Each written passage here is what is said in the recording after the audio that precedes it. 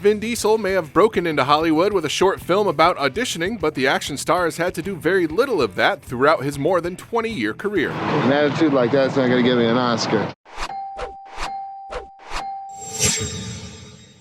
In 1995, when Diesel was a struggling actor working as a bouncer to pay the bills, he wrote, directed, produced, and starred in Multifacial, which followed a multiracial actor dealing with the audition process. Yo, I can't wait till I do enough real work, real acting work, but I don't have to sweat commercials, you know what I'm saying? The short caught the attention of Steven Spielberg, who cast Diesel in 1998's Saving Private Ryan.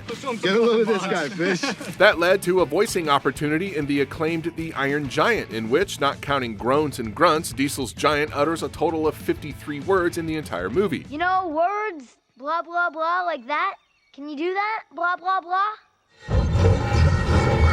Diesel was also offered roles in Boiler Room and Pitch Black, as well as a part opposite Ben Affleck in 2000's Reindeer Games, although he left after filming began over creative differences and was replaced by Donal Logue. Around that time, Diesel missed out on a rare role after auditioning for, believe it or not, Aragorn in The Lord of the Rings. Director Peter Jackson went with Irish actor Stuart Townsend instead, only to decide to make the character older and replace him just as filming commenced with Viggo Mortensen.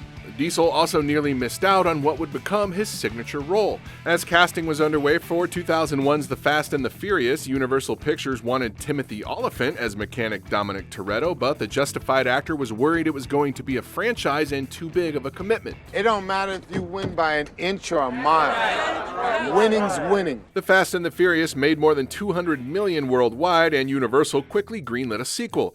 Diesel, however, was not sold on the story and has said he turned down $25 million to return, setting up Too Fast, Too Furious to add both Tyrese Gibson and Ludacris to the cast alongside star Paul Walker. Diesel was also offered the title role and Bullseye in 2003's Daredevil, but instead made Triple X after Eric Bana turned down the role of Xander Cage. It made $277 million worldwide and solidified Diesel as a superstar, while Ben Affleck and Colin Farrell's Daredevil was widely panned. We all have our embarrassing moments. Diesel was also among a long list of both men and women considered for TX in Terminator 3 Rise of the Machines that also included Shaquille O'Neal, Gwyneth Paltrow, Famke Janssen, Carrie-Anne Moss, Jerry Ryan, and late WWE wrestler Chyna, but it was Kristanna Loken who won over director Jonathan Mostow. I like this car. Diesel was also considered for Frank Castle in The Punisher, which went to Thomas Jane, and was the production company's choice for Hellboy, but director Guillermo del Toro fought for years for Ron Perlman. Ow. Diesel instead produced and starred in 2004's The Chronicles of Riddick, the rights for which he acquired in a trade with Universal for a cameo in The Fast and the Furious Tokyo Drift.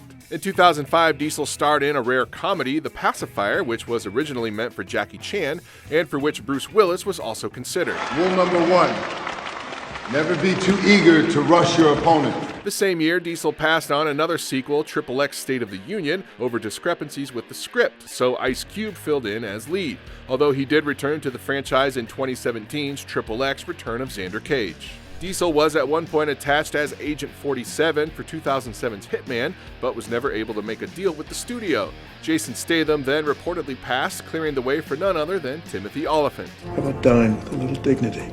Diesel then spent much of the next 10 years focused on the Fast movies, which have become one of the most successful franchises in film history, before finally getting into business with Marvel. The actor was rumored to be developing his own movies with the comic book powerhouse and was reportedly considered for the voice of Ultron before James Spader was cast. Instead, Diesel signed on to voice Groot in 2014's Guardians of the Galaxy and several more movies since, including Avengers Infinity War and Endgame, and Baby Groot in Ralph Breaks the Internet. I am Groot. Diesel has F9, but in the meantime will star in another movie based on a comic book series, Bloodshot. Where are you going? I've got unfinished business.